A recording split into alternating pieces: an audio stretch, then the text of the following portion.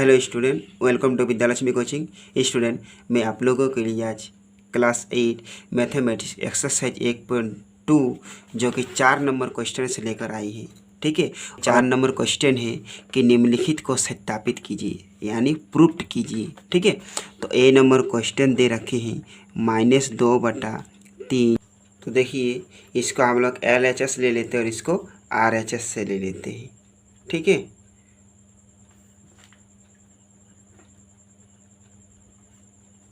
तो सेम इसको एक बार उतार देते हैं 5/6। इसको पहले कैलकुलेट कर लेते हैं, इसको अभी बाहर में ही रख देते हैं, पहले ब्रैकेट का काम कर लेते हैं। तो चलिए 3 × 18 -5 × 5 = 25 बटा 5 × 30।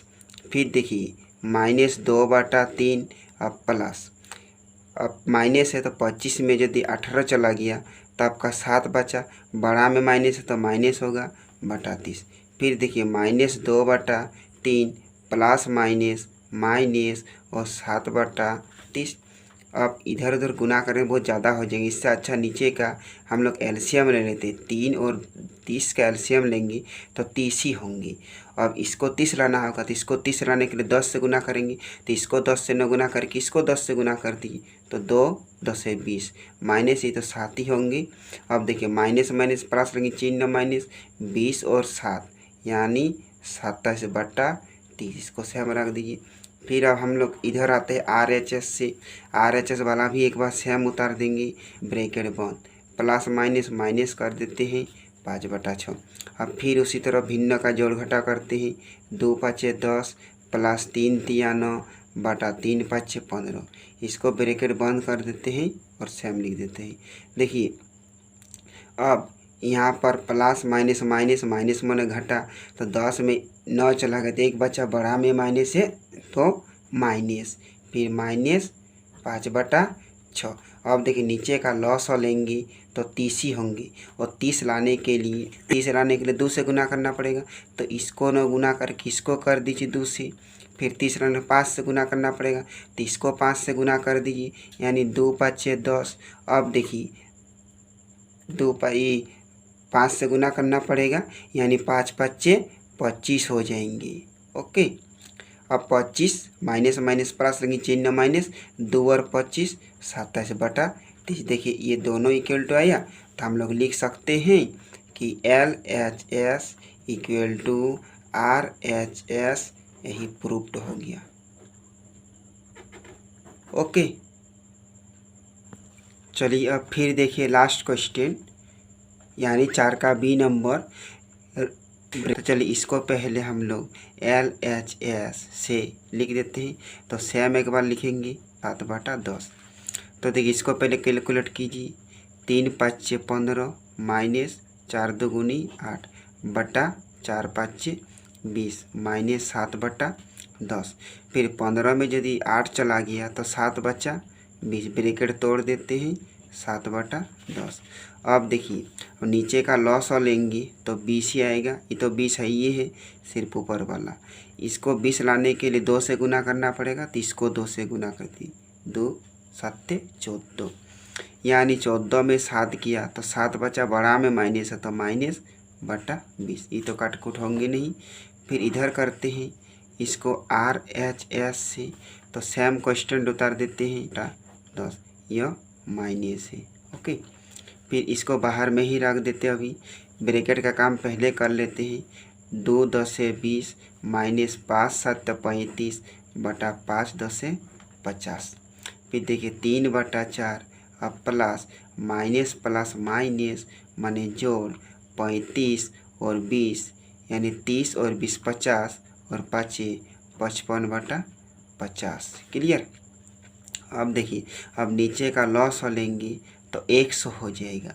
अब 100 इसको लाने के लिए 25 से गुना करना पड़ेगा, 25 × 4 = 100, तो इसको न गुना करके इसको करते हैं तो 25 × 3 = 75 माइनस, इसको 100 लाने के लिए 2 से गुना करना पड़ेगा, तो इसको 2 से गुना कीजिए, यानी 55 × 2 = 110 प्लस माइनस माइनस कर दिए। अब देखिए अब इधर 110 में 75 घटा दीजिए, तो 110 में 75 घटा दीजिए। देखिए 10 में 5 गया तो 5 बचा, हाथ में रहा 1 8 हो गया, 11 में 8 गया तो 3 बचा, इधर कैंसिल, यानी 35 माइनस में है तो माइनस बटा 100। इसको 5 से काटिए, 5 7 5 20 में 100, यानी ये आ गया माइनस 7/20 आ गया। तो देखिए -7/20 और -7/20 इक्वल टू होंगे, तो लिख दीजिए ओके। फिर चलते हैं नेक्स्ट क्वेश्चन की ओर। क्वेश्चन नंबर 5 है कि योग के क्रम विनिमय तथा सहचर्य गुणों का उपयोग कर निम्नलिखित परिमेय संख्याओं के मान ज्ञात कीजिए। यानी क्रम विनिमय सहचर्य गुणों पढ़ेंगे, ठीक है। तो ए नंबर का क्वेश्चन दे रखे हैं 3/3, ठीक है। तो देखिए इसमें से क्रम विनिमय मान आगे पीछे करके ना, और सहचर्य माने कौन मेल खा रहा है। देखिए तो कौन कौन मेल खा रहा है। देखिए नीचे देखिए 5 और 5 है, दोनों मेल खा गया, और 3 और 3 दोनों मेल खाए। चाहे 3 को फर्स्ट लीजिए चाहे 5 को फर्स्ट लीजिए, कोई दिक्कत नहीं। तो हम लोग 2 बार भाग कर लेते हैं, 3/5, और फिर 5 को ही लेते हैं, फिर प्लस माइनस माइनस डायरेक्ट कर देते हैं, फिर 11/5, फिर इसको ले लेते हैं, फिर प्लस है, फिर प्लस लीजिए, फिर 7/3, इसको भी अपना ले लेते हैं, फिर प्लस, अब 2/3। क्लियर। अब इसको कैलकुलेट करते हैं। तो देखिए नीचे तो दोनों 5 है, तो दोनों 5 के बदले 1 5 लेंगे, और ऊपर का सेम कर देंगे, ओके।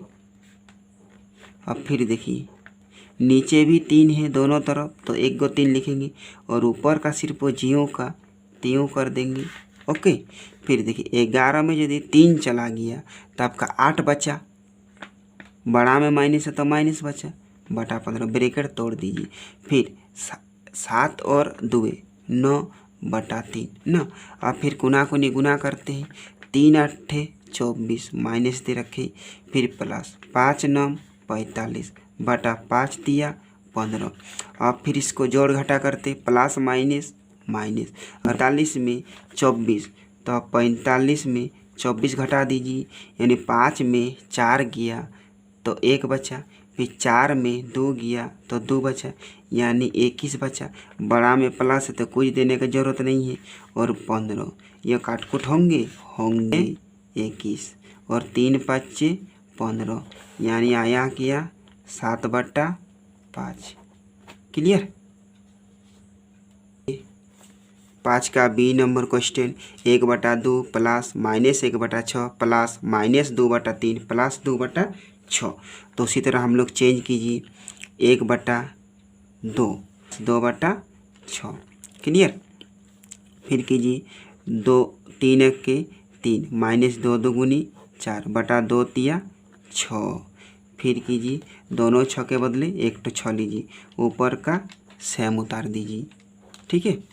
फिर लीजिए 4 में 3 गया, 1 बचा, बड़ा माइनस है तो माइनस ब्रैकेट को तोड़ दीजिए, फिर प्लस माइनस माइनस, 2 में 1 गया, 1 बचा, बड़ा में प्लस है, कुछ लेने की ज़रूरत नहीं है। अब देखिए दोनों 6 है, 1 तो 6 लीजिए, ऊपर का ज्यों का त्यों लिख दीजिए। अब देखिए प्लस माइनस माइनस माने 1 में 1 गया तो 0/6, और 0 से भगा देंगे तो 0 ही आंसर आएगा, ओके। अब देखिए क्वेश्चन नंबर 6। क्वेश्चन में 6 बार रिक्त स्थानों को पूर्ति कीजिए। तो ए नंबर क्वेश्चन दे रखे -5/12 प्लस -12/5 इक्वल टू -12/5। इसमें से आपको देखना होगा कि इसमें दोनों में से इक्वल टू है, तो दोनों में से क्या नहीं। देखिए इक्वल टू के इधर -12/5 है, इधर -12/5 है, यानी -5/12 नहीं है, तो 5 6 का ए नंबर में आंसर हो जाएगा -12/5, ठीक है। देखिए -12/5 -12/5 दोनों तरफ है, सिर्फ इधर -5/12 बैठा दीजिए, ओके। फिर बी नंबर देखते हैं। देखिए बी नंबर है क्वेश्चन -7 प्लस -13/8 इक्वल टू -13/8। तो देखिए इक्वल टू के इधर भी -13/8 है, इधर भी -13/8 है, इधर -7 है तो इधर -7 बैठा दीजिए, तो बी नंबर का -7, ओके। फिर दूसरा क्वेश्चन देखिए, सी नंबर क्वेश्चन है 17/-5 प्लस 3/-3/7 प्लस -7/8। तो देखिए ये तो -2 ऊपर में चला जाएगा, या नीचे है कोई दिक्कत नीचे ही है, तो 17/-5 खत्म हो गया। फिर इधर दिया हुआ देखिए 7/8 यानी क्या नहीं है, -8/7 नहीं, यानी -7/8 यहाँ पर बैठ जाएगा, यानी सी नंबर का अनुसार होगा -7/8। ओके। फिर डी नंबर देखिए, -11/7 प्लस फिर खाली जगह फिर इक्वल टू 11/7। यहाँ पर -11/7 है और यहाँ पर 11/7 है, तो यहाँ पर एक काम कीजिए, बहुत आसान है, यहाँ पर 11/7 दे दीजिए एक तो खाली जगह में, और एक तो खाली जगह में -11/7 दे दीजिए, -11/7। क्लियर? आई होप आप समझ गए होंगे। फिर अब क्वेश्चन नंबर 7 की ओर बढ़ते हैं। 7 नंबर क्वेश्चन दे रखे हैं कि निम्नलिखित उत्तरों प्रश्न का उत्तर दीजिए। देखिए, वह कौन सी परिमेय संख्या है जिसका योज्य प्रतिलोम नहीं है। योज्य प्रतिलोम माना माइनस नहीं है तो माइनस चढ़ा दीजिए, माइनस है तो हटा दीजिए। तो योज्य प्रतिलोम यानी 7 का ए नंबर हो जाएगा 0 आंसर। ठीक है, 7 का ए नंबर हो जाएगा 0। फिर बी नंबर देखिए, पर किसी ऋणात्मक परिमेय संख्या का ऋणात्मक है, किसी ऋणात्मक परिमेय संख्या का ऋणात्मक होगा न धनात्मक होगा, वो बोल रहा। तो ऋणात्मक क्या होगा, बोले किसी ऋणात्मक परिमेय संख्या का ऋणात्मक क्या होगा। तो परिमेय संख्या माने P/Q के रूप में, तो कोई ऋणात्मक संख्या है। ठीक है, कोई ऋणात्मक संख्या और ऋणात्मक, तो ऋणात्मक क्या होगा, चला गया, यानी 7/4 यानी धनात्मक आया, तो बी नंबर में होगा फिर धनात्मक। ओके। फिर सी नंबर देखते हैं। सी नंबर नहीं है लेकिन ये डी नंबर कर दिया, तो हम भी डी नंबर करते ताकि आप लोग को समझने में सुविधा होगा। ठीक है, तो देखिए, क्या दो परिमेय संख्या का अंतर एक परिमेय होगा। बोल रहे हैं दो परिमेय संख्या माना P/Q के रूप में।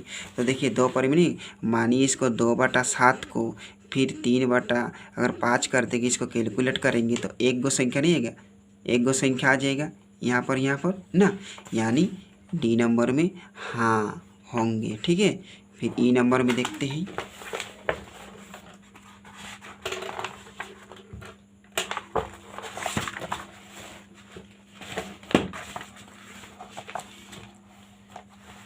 देखिए, देख पा रहे हैं ई नंबर में है, क्या योग पर परिमेय संख्या सहचर्य है।